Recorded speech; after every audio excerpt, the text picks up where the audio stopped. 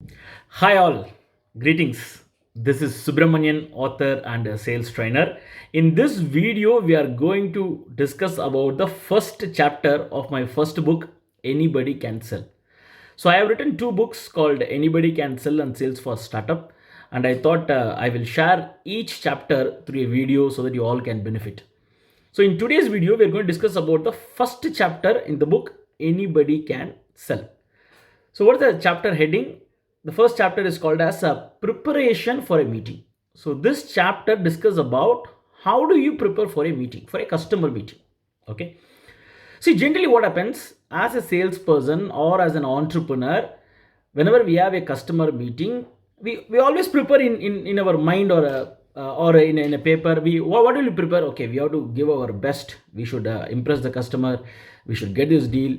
So we generally we prepare, but we prepare at a vague level. So this particular chapter, the intention is to give a structure to our preparation so that when we come out of the meeting, we achieve what we want to achieve. Okay. So it is called as a meeting plan. Okay. So we are going to discuss how to create a meeting plan. So let's take some example. So imagine you are selling corporate gifts like t-shirt, mug, cup, or a USB. So you create a branded uh, corporate gifts so the corporate can give it as a gift to their employees. Okay, imagine you are a corporate gift solutions provider. Okay, and you are going and meeting a procurement manager in a big corporate, and this is the first meeting. Okay, so before you go for a meeting, let's create a meeting plan for this particular person. Okay, so generally what happens when you go and meet a big corporate, the customer asks you a lot of question and you answer all those questions, and you will have something in mind which you want to achieve. But by the time you are expressing, the executive say the time is over, Mr. Subramanian, we will meet some other time. And we sometimes we come back with empty handed, sometimes we achieve our whatever we want to achieve. But when you create a meeting plan, you will not come out of the meeting without achieving the objectives of the meeting plan. Okay, so how to create a meeting plan? So the meeting plan has three components: primary objective, secondary objective 1, and secondary objective 2. So for this particular example, our corporate gift solution provider, we are going to create a meeting plan. And what can be the primary objective for this corporate gift person?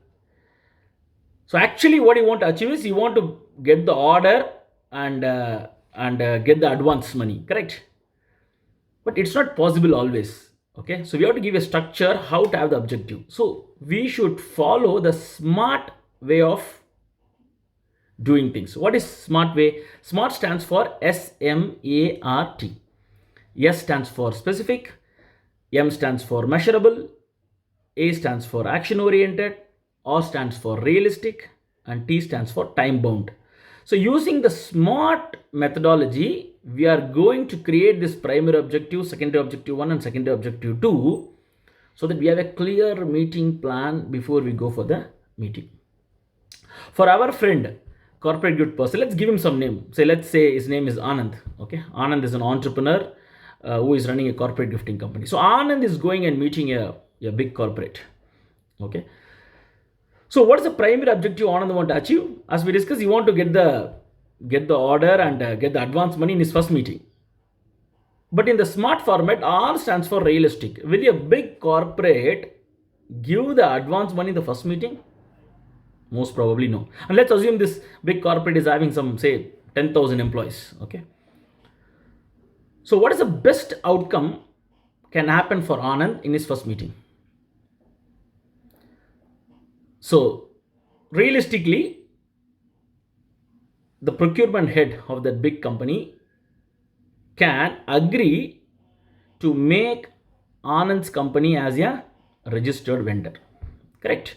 So what can be the primary objective of the meeting? To get approval to become a registered vendor within next 1 week.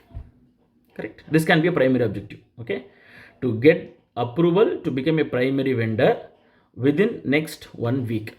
This can be primary objective. So how this primary objective can be achieved? See, only when Anand convince the procurement head that he provides high quality, he provides a very affordable cost, and he has enough sample.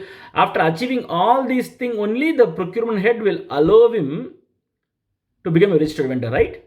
So by having this objective, you are already taking care of many things which will be in your mind, that I have to give a good presentation, that you should be happy with my product. All these things are achieved. You are directly going to the outcome. So when your mind have the outcome of this particular meeting, you will anyway do the remaining things. This is the primary objective. Whether it is following the smart format, yeah, it is very specific that they want to get registered vendor for the corporate gifting for this particular year. Correct? It's measurable, yes. Action oriented. What is action oriented? Action is not your action.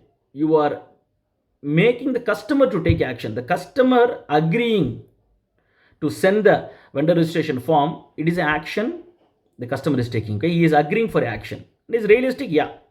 It is possible that you can get the approval in the not approval to start the process of vendor registration in the first meeting. Yeah, is it time bound? Yeah, within 1 week you want to get that vendor registration started. Correct. So this is a primary objective which will make Anand happy and the meeting will be worthful. Correct. But many times you may not be able to achieve the primary objective. Okay, you go with the primary objective, but you may not be able to achieve. Let's assume this procurement manager is little tough and you don't want to trust people on the first meeting. So Anand should not come empty and okay, God, I'm not procurement manager didn't allow me to give the kickstart the process of registration form. So you should not come out with the empty-handed. So you should have a secondary plan. So that is called secondary objective 1. What a secondary objective can be for Anand? If he is not agreeing to kickstart the vendor registration form, at least he should give Anand the proof of concept. Say for example, Mr. Anand, we are having a product launch for a particular division. We are looking for 500 company branded t-shirts. So can you make one or two sample and come back and show it us next week? If Anand is able to get this from the procurement head, it can be a good objective, because it also covers that the procurement head is already happy with Anand's quality, is ready to work with him. So you want to see the samples. So it's on the path to deal closure. Okay. So the primary objective 1 can be to get a proof of concept which has to be delivered within next 1 week. Okay. On a specific gift, which can be either a t-shirt or a cap or a USB drive or whatever gift the company wants, right? So if Anand is not able to achieve his primary objective, which is to kickstart the vendor registration process, at least he can achieve the next step for the vendor registration process, which is showing the proof of concept. So when the procurement is happy with the proof of concept, then he may allow him to go for the vendor registration process, right? This is primary objective 1. Imagine Anand is not even able to achieve his primary objective 1. Then he should not come empty-handed. So what can be his primary objective 2? Either to set up one more meeting with the procurement head and having the appointment fixed on the first meeting. So for example, Anand is saying, yes, Mr. Kishore, let's give the name of Kishore for the procurement head.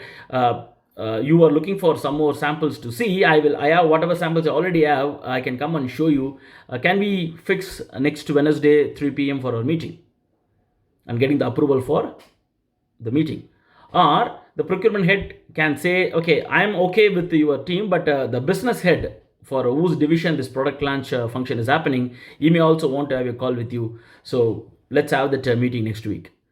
So at least he is having the next meeting, which can be primary objective 2, so that the process of deal closure is going forward. Okay, so you are making a step forward to closing the deal. This is primary objective 2. So what can be the primary objective 1 for Anand?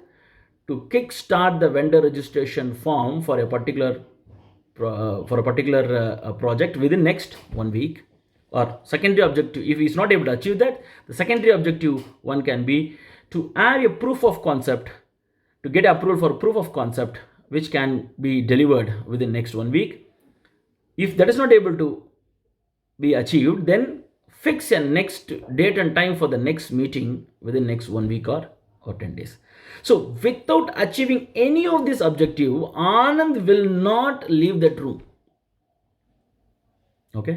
So from what is the difference this will make to Anand before the meeting? Okay. So tomorrow is the meeting. When Anand prepares this meeting plan, I call it as a meeting plan, and it has to be written it down in a pen and paper or in an Excel sheet.